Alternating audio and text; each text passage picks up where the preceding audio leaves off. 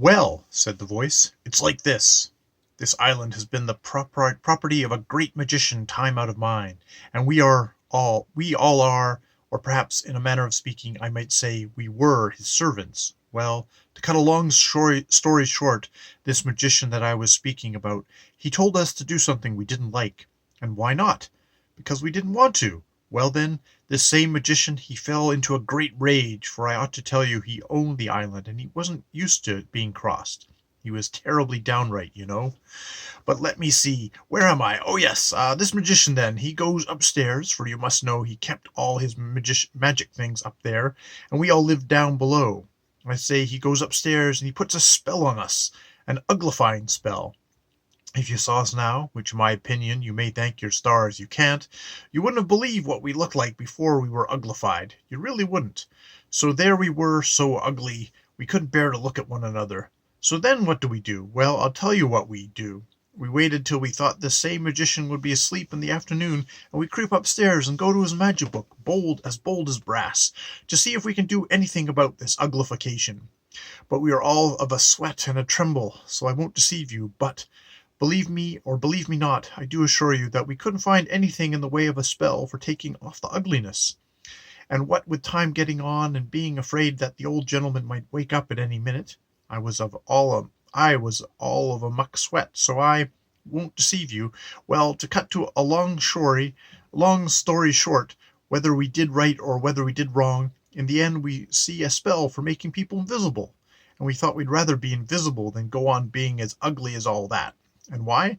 Because we like it better. So my little girl, who's just about your little girl's age, a sweet child as she was before she was uglified, though now, but at least as soon as mended, I'll say, my little girl, she says the spell. For it's got to be a little girl, or else the magician himself, if you see my meaning, for otherwise it won't work. And why not? Because nothing happens. So my Clipsy says the spell. For aught I have told you, she reads beautifully, and there we were, as invisible as you could wish to see.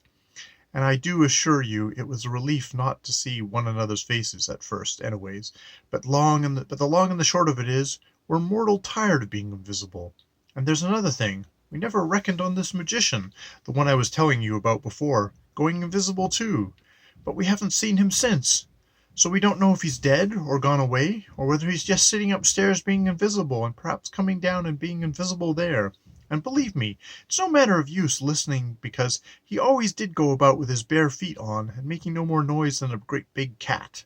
I'll tell you all gentlemen straight, it's getting more than what our nerves can stand. Such was the chief voice's story, but very much shortened, because I've left out what the others said. Actually, he never got more out than 6 or 7 words without being interrupted by their agreements and encouragements, which drove the Narnians nearly out of their minds with impatience. When it was over, there was a very long silence. "But," said Lucy at last, "what's all this got to do with us? I don't understand."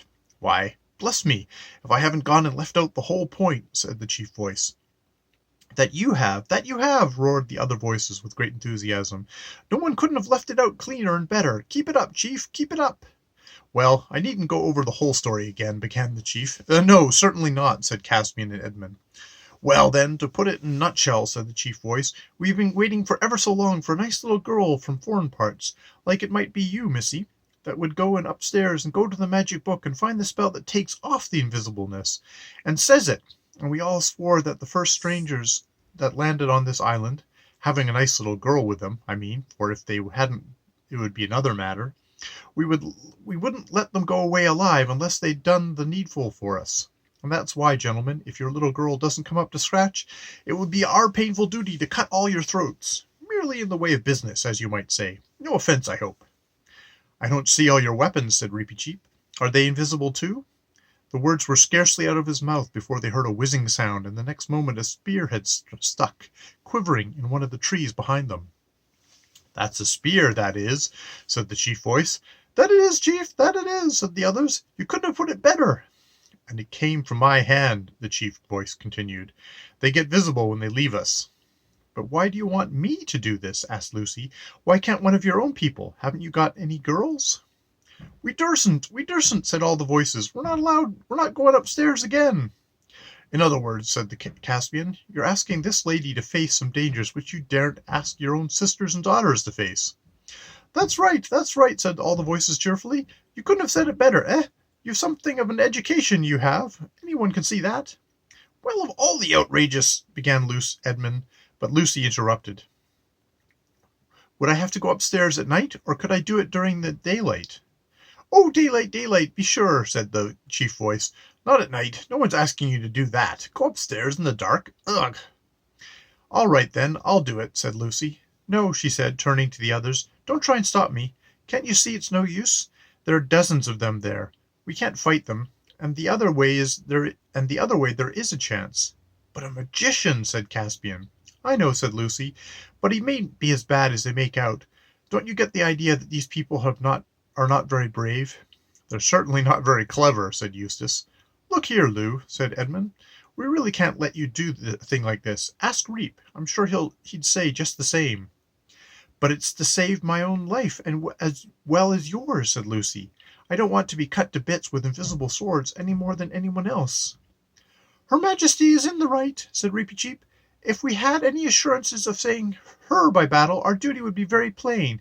It appears to me that we have none, and the service they ask of her is no way contrary to her Majesty's honour, but a noble and heroic act.